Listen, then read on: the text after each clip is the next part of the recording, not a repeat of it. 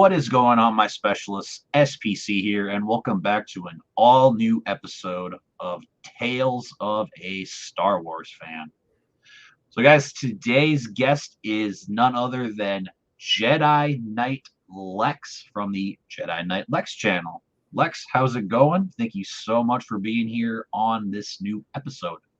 No, it's going great. I am very appreciative that you asked me to come on. I'm excited to be here, and let's do it.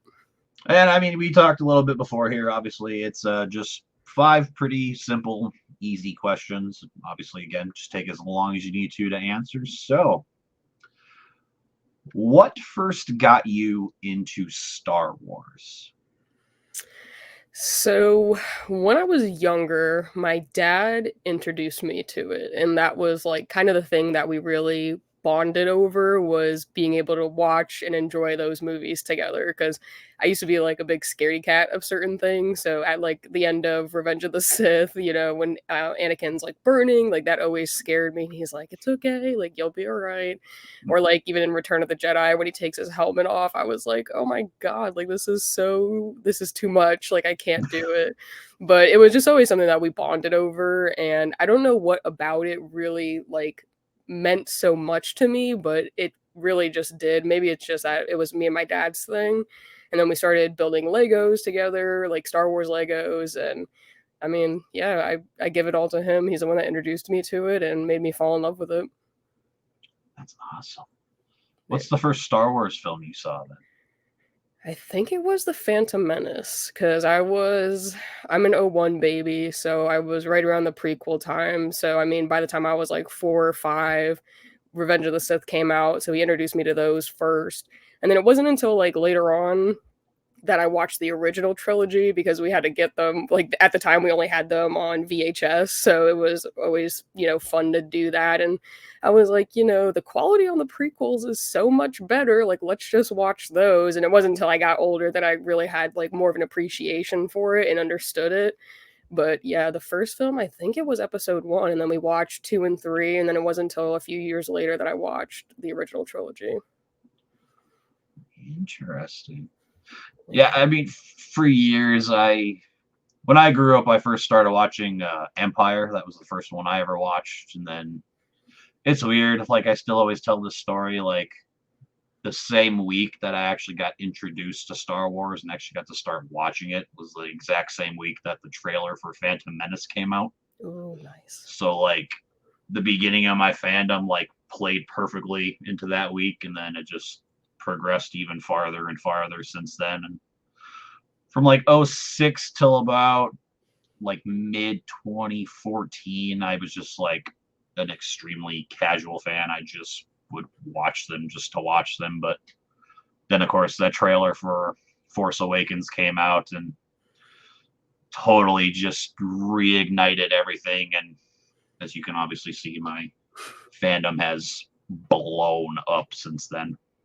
Yeah, I think I'm pretty much the same. I was definitely very casual about it. I always had like a deep love for it, but I don't think it was until like COVID that I really like sat down and had the time to like watch all the shows and the movies. And I was like, wow, like now that I'm a bit older, like there is just such deeper meanings to some of this stuff. And like just having the appreciation, I think, for Anakin's like story arc, it did it for me. And then I started collecting with some of my buddies, and that's how it that's all she wrote. Oh yeah, yeah. That's how I was, especially when it came to like starting to collect like the pop figures. Like Oh yeah. I don't know, I saw them like everywhere, so finally I was just like, okay, I don't know, I'll buy one, see what happens. And yeah, three turned into however many I have, at least Like maybe 300. 200. Yeah, probably it's a lot. That's all I can really say. Yeah. I think my buddies, they initially started collecting like the anime ones, and I was like, I watch anime, but I'm not like that into it. And then as soon as I found out they had Star Wars pops, it was over. Like that I was like, okay, well if we're gonna go to a convention, you can look for anime ones, I'll look for Star Wars ones, and we kind of just had like a happy medium of being able to collect together, like as a friend group, but of different things that we were more interested in. Yeah, I've got an assortment. Most of them are Star Wars, but I mean, I've got like a couple of Dragon Ball ones, some Yu Yu Hakusho. I've got some Yu-Gi-Oh ones because I'm a willingly Nice. say I'm a Yu-Gi-Oh guy. Still watch it, still play it, all that stuff. But Dope. yeah, a lot of it is Star Wars. Like I have a whole shelf of Jedi, a whole shelf of Sith. I got bounty hunters, a whole shelf of like troopers. It's insane. Wife Yeah. comes down and looks. She's like, I can't believe how many you have. I'm like, well, sadly, it's just the start. I think. Yeah, I mean, Funko's pushing out a lot of them. I mean, we just got the Phantom Menace pops announced. I definitely plan on picking those up because I think a lot of them are probably pass on the Watto, but for the rest of them, I think they're like awesome. So Funko just keeps putting out heat. I'm like, I got to slow down a little bit, and then they just keep bringing them, and I'm like, there's no stopping anytime soon. Yeah, I'm hoping next year. I'm really hoping we get some Revenge of the Sith ones. Like, I'm there's sure so hope many they so. could have. All right. The second question: what's your favorite thing about Star Wars? Ooh, that's a good one. Um, I think the characters and like their stories, because even though it seems like they are so distant to us and live in this like different world, they're supposedly galaxies far, far away. But it always seemed to me like they weren't so far away because I was able to relate to certain characters. Like Ahsoka at the time, she was like a teen. I was a teen when I was watching Clone Wars, and I was like, it's really cool to see a female Jedi, probably around this a similar age, maybe a little bit younger than I was at the time, but like going through, I mean, obviously we're going through different things. I'm taking tests, doing homework and things like that, and she's learning how to be a Jedi. And we're just going through the trials and tribulations of like our teenage years. And I think being able to relate and just understand certain characters. Obviously, we're going through different things because, I don't have lightsaber training and a master to report to and a battle to fight. But I think it was always just really cool to like see their stories. And even though, they're not real characters, I mean, they're real actors, but it just felt like so real and close. And being able to relate to them, I think, was probably my favorite thing, aside from all the spaceships and the lightsaber battles and stuff, you know. Yeah, yeah.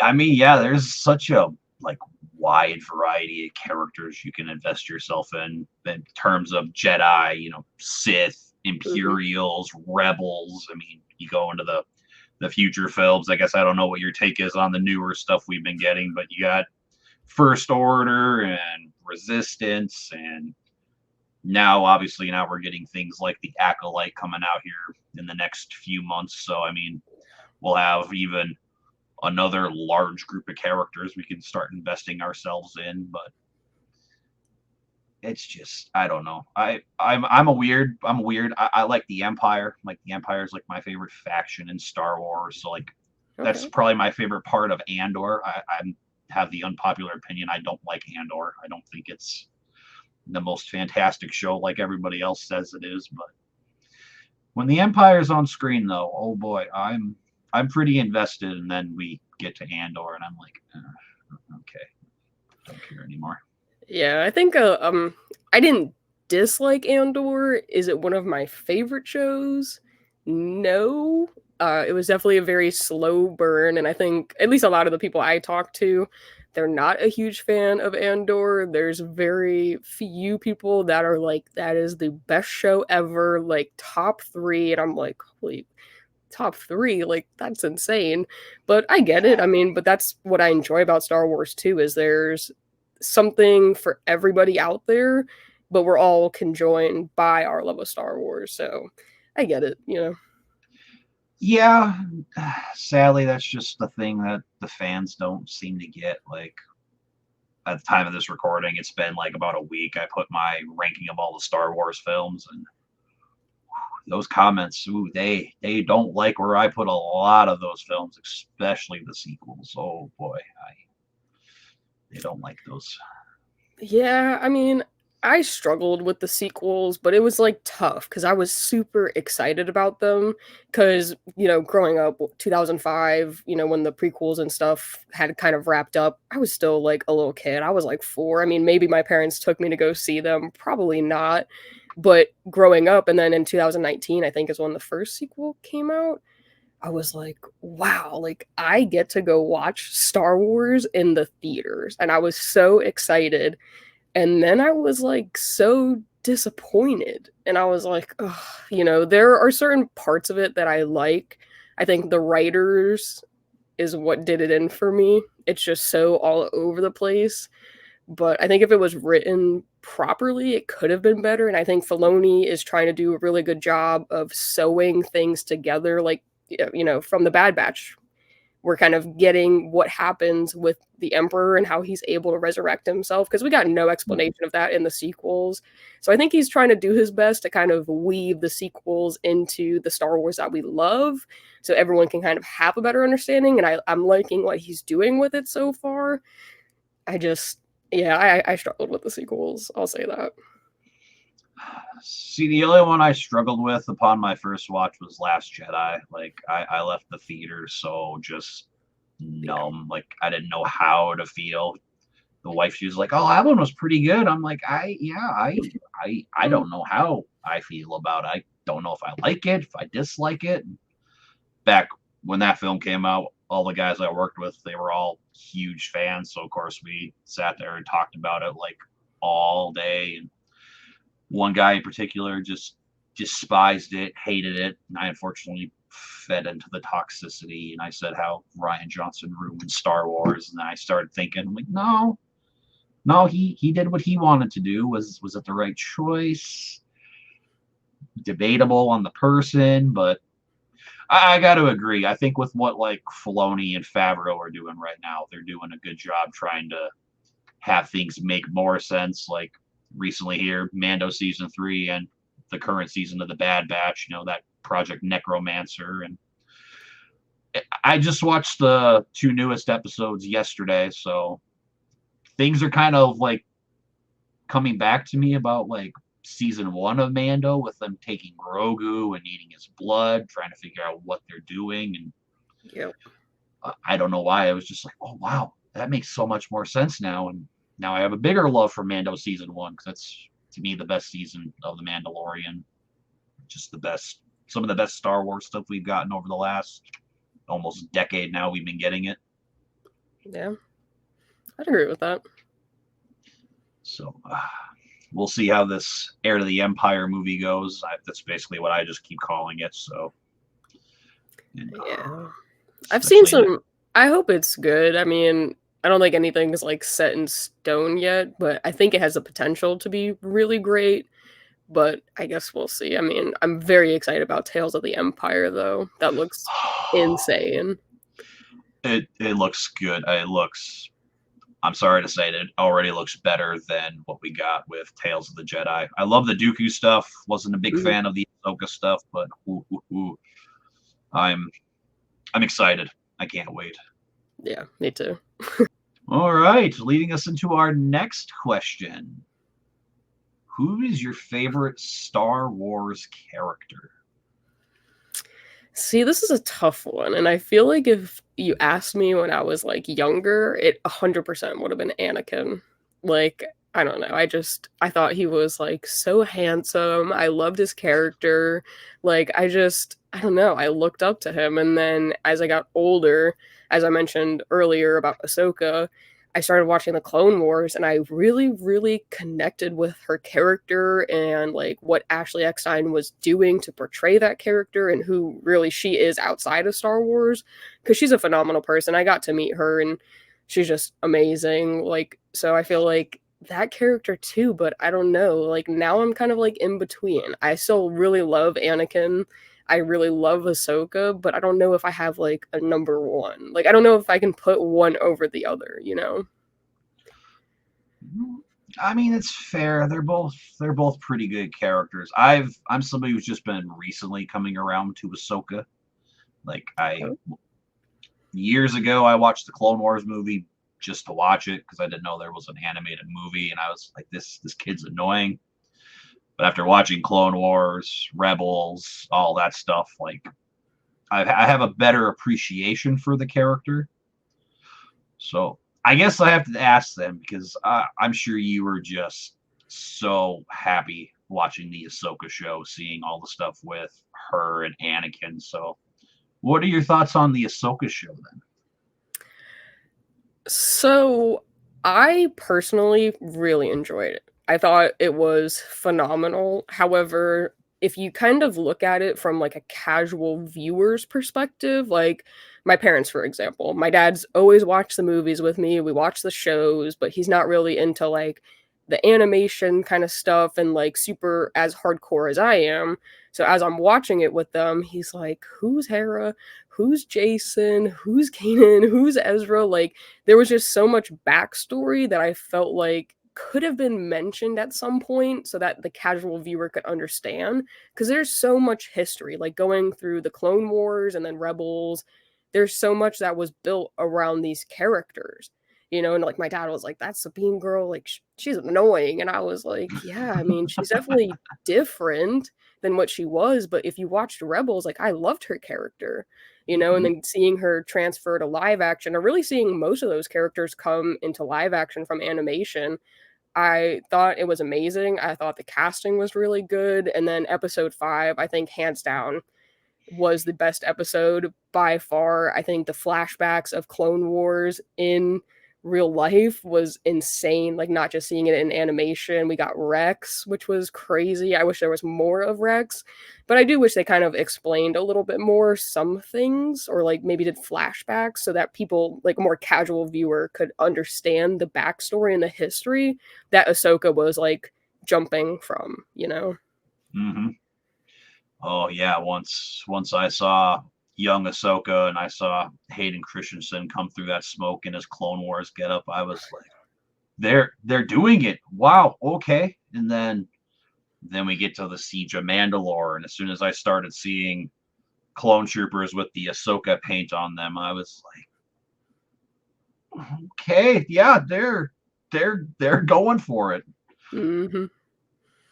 Or God even dang. like as Anakin was like walking through the smoke and he changes to Vader real quick and then back to Anakin. Oh, That was like I watched that over and over again. Like by far I will just put episode 5 on like just to watch it. I thought that that was like the pinnacle of the show. I think without it it probably wouldn't have been so good to me personally, but I know there's definitely mixed opinions on it. So, yeah, I've been saying since 2022, personally to me, Hayden Christensen is the best live action version of Darth Vader we have gotten, like ever. Like no offense to David Prowse, and I don't know what his name is, but the other guy who played him, Hayden Christensen, he does it. Everything he does in Kenobi, I loved it. I yeah. went to the show to obviously watch Obi-Wan do his thing, but came out biggest positive was Darth Vader.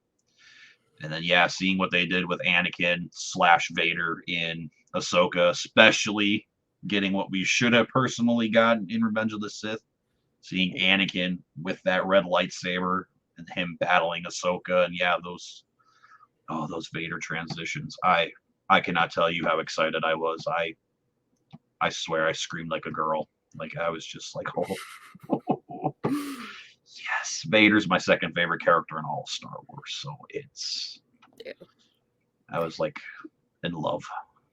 Well, I think at the end of the 4th episode it was, she's, like, in the world between worlds, and she's like, "Where am I?" And then all of a sudden, I forget exactly what he says, but he was like, "Snips," in his voice. I screamed. Like, my dad looked at me, he was like, "Alexis, are you okay?" And I was like, "It's Aiden!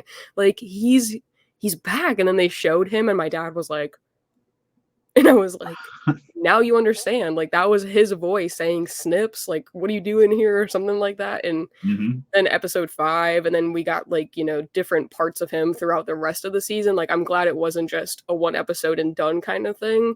But it's amazing seeing him like come back. Like even in Kenobi series, I know that's a mixed bag for a lot of people too. Yep. But I loved it. Like, and even getting the flashbacks, I think it's in Mando season 2 of Order 66. Like Yeah. I love that Hayden is coming back and like taking the opportunities to put the robes on again. I'm a huge fan of it. Like anything that he touches, I automatically love. So That's fair. That's kind of the same thing with Ahmed Best coming back to play Kelleran Beck in season three Yes. of Mando. Like, it's crazy how like when people saw him as Jar Jar, they hated him, despised him, and he went to some dark places. But now he comes back as this just brand new character who saves Grogu, and now he's a gigantic fan favorite. That's one thing I'm glad and happy about with the Star Wars communities. They're finally starting to show some love for some older actors. I know recently we got some news on Jake Lloyd. He's doing a lot better now with Yes. everything that happens, so that's good news at least as well. I mean, I think my take on it is, change is hard for anybody. And if you grew up with the original trilogy, like that's what you knew and you loved. So then as Mm-hmm. soon as you got the prequels, you were like, oh, like this sucks. Like, a lot of people who are older, they do like the original trilogy, and there's nothing wrong with that. I appreciate them. Mm-hmm. But I think people my age, or at least my generation, we grew up with the prequels. So that's our thing. And now that we're older and able to spend our adult money and go online and praise these people and go see them at conventions and really kind of voice how much we love them, I think it's been like a complete 360. Like Jar Jar, I loved him. I know that's like such a hot take. And when I found out that Ahmed Best was getting like death threats for the character that he played, I was like, dude, there's just no way.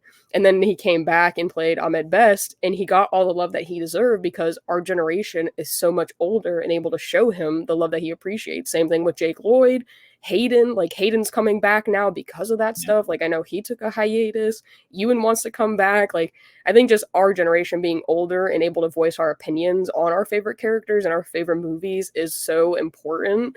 So yeah, that's my take on that. It's a fair take. I'm keeping my fingers crossed that it's gonna stay the same, and it's gonna be the same when Daisy Ridley comes back to be Rey again. I know so many people hated her character, hated what she did, and everything pretty much that happened in Rise of Skywalker. I know there's a huge portion of the fans that hate that she says Skywalker, that's her name, but I look more at it. She's not actually saying she's a Skywalker. She's continuing the Skywalker legacy. That's how I look at it. I'm not like, oh no, no, no, no, don't do that. You're a Palpatine. But you hear the name Palpatine, it's kind of like, ooh, no, let's stay away from her. I mean, I definitely wasn't a fan of her taking the Skywalker name because I thought it would have been cooler if she did own the Palpatine name. Like, there's Hmm. been such negative with the Palpatine name and associated with that. And I think for her to kind of stay true to the light side and being a Jedi and stuff, it would have been cool to see that name now have a positive connotation rather than the negative, Emperor Palpatine, the Empire and stuff. Because Hmm. I mean, she's technically not a Skywalker. She has, the power of the Palpatine. Like, I felt like she just needed to own that, and it would have been better. But I have no hate for Rey's character or Daisy Ridley. I think it's purely the writing. I think she played the character to the best of their abilities. Same thing with the others. So I'm hoping now that they are going to do the Rey movie, the writing will be better, and it'll kind of make people have a better appreciation for Rey and Daisy Ridley because I don't think it was her fault by any means. No, she was just doing basically what she was told to do. Yeah. There's a picture that's going around. I'm sure you've probably seen it, but it was from God, he's a YouTuber. I can't think what his name is now. I think it's like Retney's hologram or something. I think he's Oh called yeah, Retney's holocron. Yeah, yeah, Holocron. There you Retney. go. But it's got a picture of a little girl like crying and Daisy Ridley like giving her a big hug, and it obviously that's her favorite character. That just shows her love of of Rey, of Daisy Ridley. Like, it's things like that that make me so proud to be a Star Wars fan. Like the people who deliver hate right away at all these people, like they're just trying to give us more of this universe. They're trying to give us more of these characters that we're a little bit used to now. And obviously, again, we're gonna see Rey come back. I know a lot of people aren't happy about it. I'm staying optimistic. It's gonna be good, and obviously we'll just see what happens. Yeah, I mean, I think you have to be optimistic about it, but I think it's tough when people Like, I mean, the Acolyte, I feel like, has already gotten so much hate, and we've Yes, gotten, like, a 2.5-minute trailer of it, and you hate it? Like, hate's a strong word when you haven't even seen the first episode. It could be the most phenomenal thing ever, and people are already so negative about it, and it, like, kind of pains me because I'm like, as a Star Wars fan, you should just be excited that we're getting new Star Wars stuff. Granted, if exactly. you watch it and you don't like it, that's your opinion. At least you gave it a chance and you watched it just because it was Star Wars. But to hate it or really, really, really dislike it before it's even come out, we've only seen 2.5 minutes of it. And it has more dislikes than likes on the YouTube trailer. Like, Hmm. it's stuff like that that's kind of crazy to me. Yeah, I don't understand the hate. Like I made a post talking about how the trailer was coming out, and oh man, yeah, they were the people who commented on that. They were just tearing it apart. Yeah, I don't know. That's tough. Yeah, that is for sure. All right, leading us into the next question. What is your favorite Star Wars moment? Ooh. Okay, I have like a few. Okay. Growing up, my favorite scene was the Obi-Wan versus Anakin on Mustafar. I think it's the Battle of Heroes. I'm like super bad with the names of Yep, everything, you're right. but I think that one was definitely like my favorite one growing up. And I was like, dude, the choreography, seeing them like kind of force push each other and then fall, and then really just seeing Anakin's downfall that led him to Vader, I thought that was insane. But then, as I watched the Clone Wars and I really connected with Ahsoka's character and I got to see more of Anakin, throughout the Clone Wars and love his character even more, then I watched Rebels and I think it's called The Twilight of the Apprentice, but Yep. it's Ahsoka versus Vader. And it's the moment that she realizes that Vader is Anakin when she cuts his mask and we can like see a sliver of it. I think that moment was like insane to me. So I don't know which one I think is better, but just experiencing those two moments for the first time, it stuck with me forever. I mean, still to this day. So Yeah, that Obi-Wan Anakin fight is hands down to me the best lightsaber duel of all Star Wars. 100%. I see. I'm one of those weird ones. I look at that as not as Obi-Wan versus Anakin. I look at that as Obi-Wan versus Vader because I'm one of those people where the second Anakin cuts off Mace Windu's hand, like Anakin's dead at that point. He turns into Vader. So, That's a good point. I never really thought of it that way because he does before going to Mustafar. He's like, "You're my apprentice," like Lord Vader. Like he's no mhm. longer Anakin. So that's kind of interesting that you bring that up because I've always looked at it as Anakin versus Obi because that's just how I saw it. But he was technically Vader at that Yep. point. So wow. So I guess Vader versus Obi-Wan. There you go. Yep. That's how I always word it. And everybody's like, "Wait, Obi-Wan versus Vader, like the one on the Death Star?" I'm like, "No, the one they do on Mustafar." They're like, "Oh, you mean Anakin?" But no, no, that's not Anakin. Anakin's gone. Yep. So Yeah. I guess since you like that Twilight of the Apprentice, what did you think of them? I guess in a sense redoing it, but doing it differently at the end of Kenobi. Um. I mean, I thought that that was probably the best episode or scene for me within Kenobi. I mean, I liked Kenobi overall. It was definitely a little bit more darker, and we did get some good things out of it, like, Quinlan Voss and the Path and certain things like that. But I think, the Vader's gone, I'm what remains, and like I killed him, you didn't. And then having the same thing with the cracked mask and Obi being able to see his apprentice and basically his brother as Vader in the like, because this whole time he thought he was dead essentially, and then he Mhm. sees him and he's like, wow. So I think both of those moments were like really crazy because the two people, I mean, aside from Padme, obviously, that were closest to him, seeing him as Vader like years later was like really crazy to me. And I thought the lighting that they did with like the blue and the red on the mask was like insane. So I'm a big fan of those two as well. That's probably like my third favorite scene. Okay.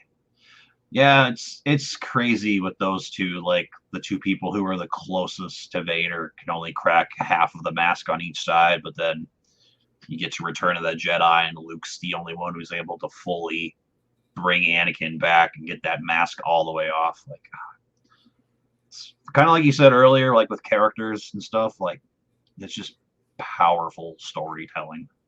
It really is. Like it's kind of crazy. Like I would have never thought that I would have such a love for something, but I think being able to have those moments and the feelings and, remembering your first time sitting in a theater or like having a favorite character that you can relate to, I feel like it just makes my love of Star Wars like grow. Yep, I agree. There's there's lots of amazing moments. Like for me, it's the I Am Your Father. It's just it's so iconic. It's from my favorite Star Wars movie. So I mean, Okay. it's kind of by default, it's one of my favorites. My next favorite would be Anakin's redemption, and just those two scenes that you love so much. Like to me, they just really add to that too and make it just that much better. Yeah, it's kind of interesting though that you brought up that really only Obi and Ahsoka were able to like crack his mask, but Luke was able to take it off like completely, and I think that's like kind of crazy. And I think that's maybe why he was able to come back as like Force Ghost Anakin and not as Vader. But yeah, I don't know. It was really cool because I did get to see Return of the Jedi. I think it was last May 4th when they brought it back into theaters. And, Oh, I got to see it like in theaters. And it was really cool because everyone that was in the theater was like either wearing something Star Wars or they came in like their costumes and everyone had their lightsabers. And I think like kind of reliving that experience, but like on the big screen was like really cool and made me appreciate Return of the Jedi a lot more. yeah, I wanted to go. I unfortunately I didn't get the luxury to go, but and yeah, to experience that in the theaters would have been amazing. And that's one thing too. Like Return of the Jedi, I don't know why out of the three in the original trilogy, like it's the one that doesn't get as much love as the first two. I think that's just odd to me.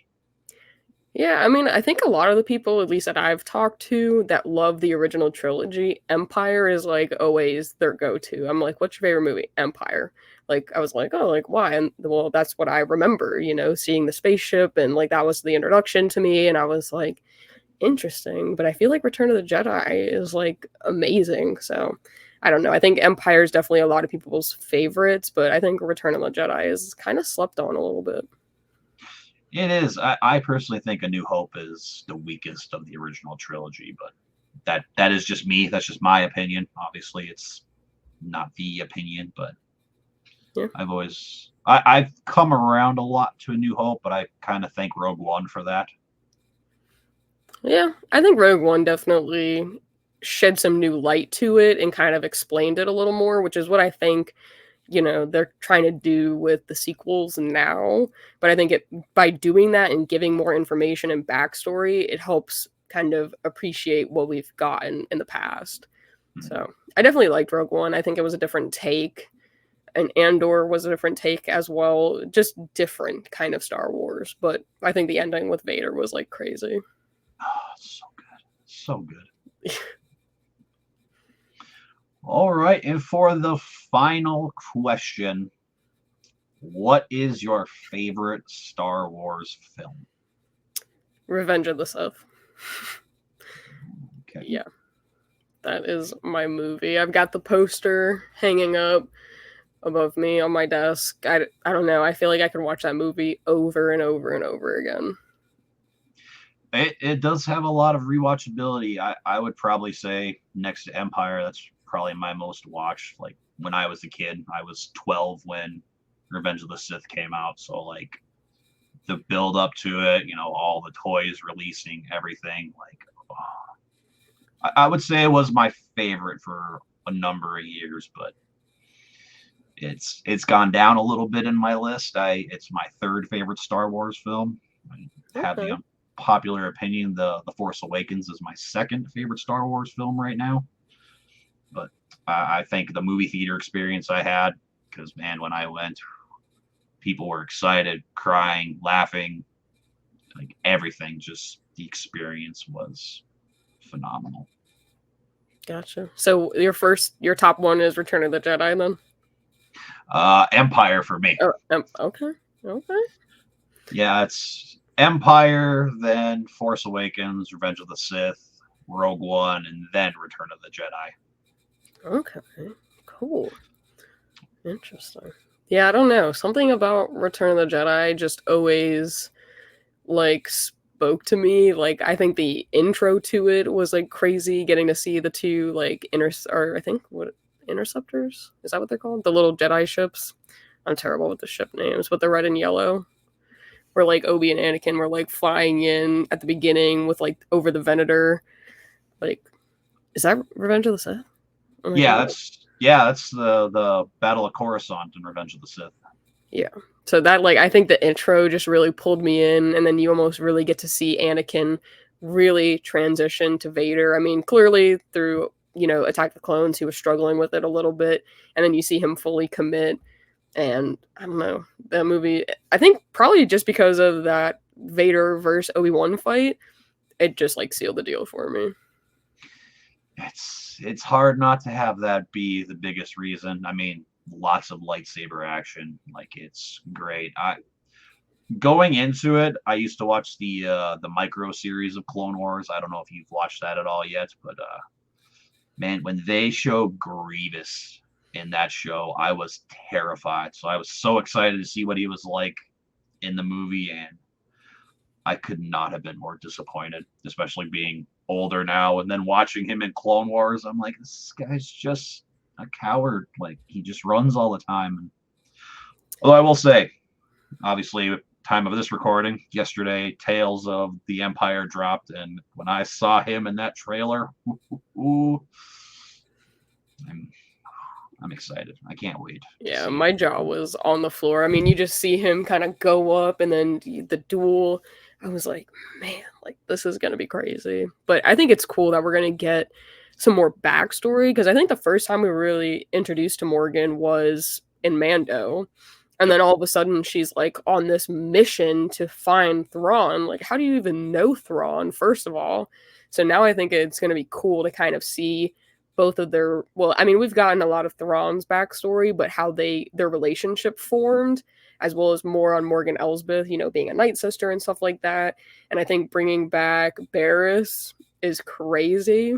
So I'm definitely excited. And I've seen some speculation that the person she's fighting, or he was like, you need to prove it or something, and then throws a lightsaber down. I think it's Luminara, her master. I've been seeing that one a lot. I saw, Right? obviously, you know him, Diamond Figs. Like, I Yeah, watched his yeah. video the other day, and I was like, that would explain why she's captured, and then obviously showing her later on in Rebels, and it would make a lot of sense because I've seen too. There's speculation that Barriss is the I don't know which sister she is, but that she's the one in Rebels in that first season, along with the Grand Inquisitor. I've been seeing a lot of Oh. speculation for that. I know it's not the fourth or the second. Yeah, interesting. I'll have to go like rewatch that now. Because that would be, yeah, I don't know. I think it's cool though, because we're also, I mean, it's obviously taking place before certain things, but like we Hmm. got to see Marok and then, yeah, the gaseous guy. And So who, yeah, disappointing. that one killed me. But also Yes. the Inquisitor, I don't even know if we got like a name for it, but Birdman from Tales of the Jedi that Ahsoka takes out too. Oh The both yes. of them were standing there, and I was like, "Whoa, like that's cool." Because I thought that was like a cool looking Inquisitor, and then she just kind of like put in light work on he was done. Yeah, the two craziest, awesome looking Inquisitors, and they're both just jokes. Like I was so looking forward to seeing what Marok looked like. Obviously, the theories.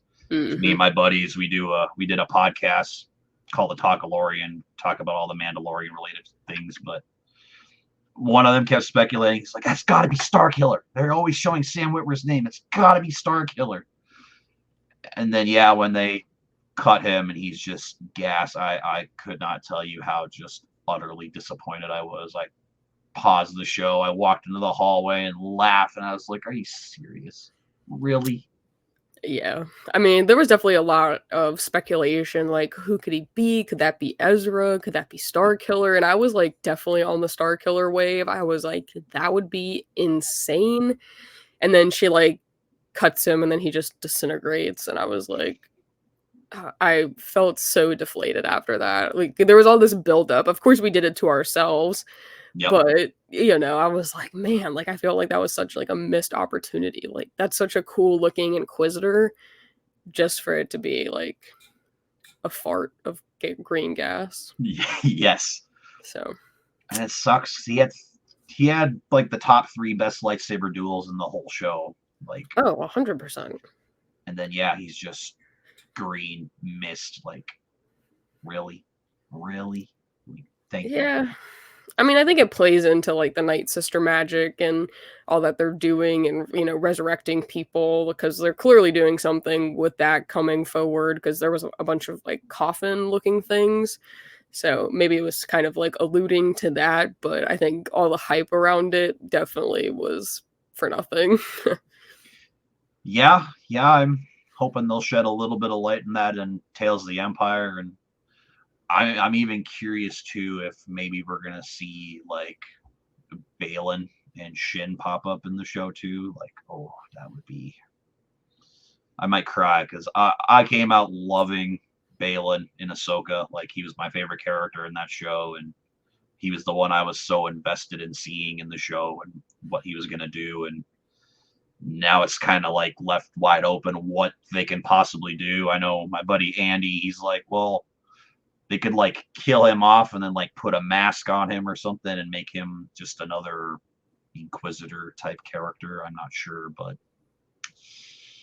I guess we'll see. Yeah, I mean, I think a lot of people were in the same boat as you because I definitely felt like very invested by the end of Ahsoka in Balin and Shin's character, even though we had never met them before.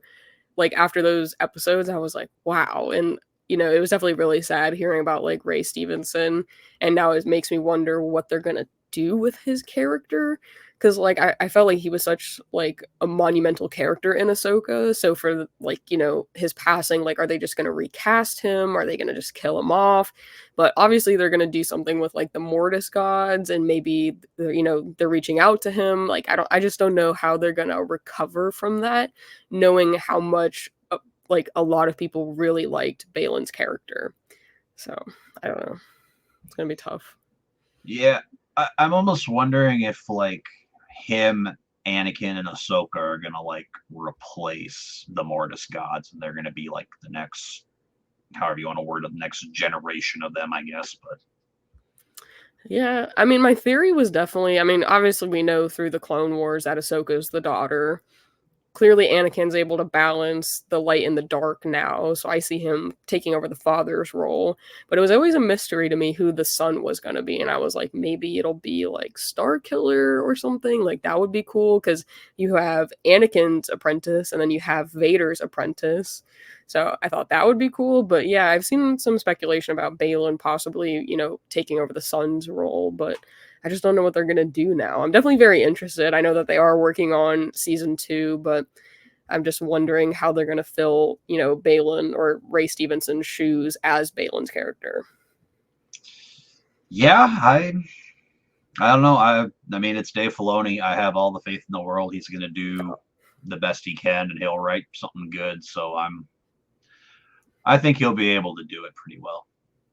I have a lot of faith in him and Favreau, so 100%. Whatever they put out, I'm sure I'm going to love. I've loved everything they've put out so far, but I guess we'll see. We'll have to wait and see.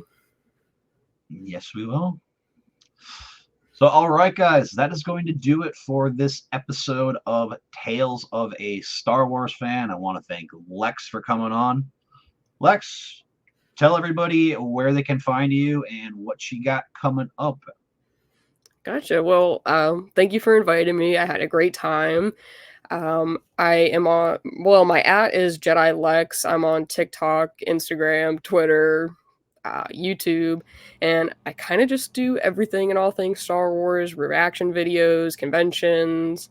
I do unboxing videos. I've got my podcast that airs new episodes every Thursday at 10, and then I go live with my two buddies every Saturday afternoon Eastern Standard for the Popcast, so everything and all things Funko, or Star Wars Funko, really. So we should have a good episode this Saturday or tomorrow at the time of when we are recording this, since we got all the Phantom Menace news. But yeah, I mean, upcoming, just some reaction videos, unboxings as always, and keeping it light and fresh. All right, sounds good.